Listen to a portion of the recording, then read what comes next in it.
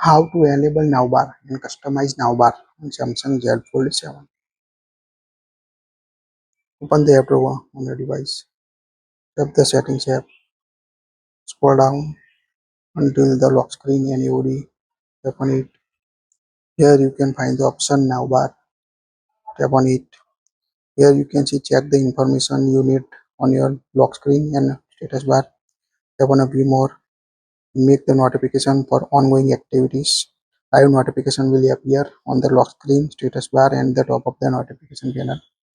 You can see the spots from Google. Here you can check the live spot score.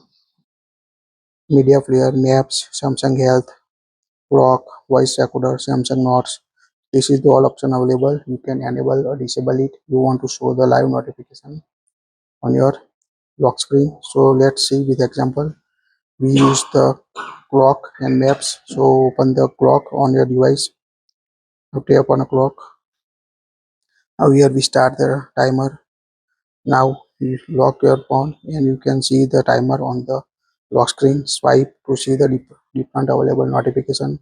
Let's see another notification. We use the Google Maps. Now open the map on my phone. Here you need to sign in permission. So we skip this process. Now enter any location you want. Like we select this. Tap on a direction. Tap on a start.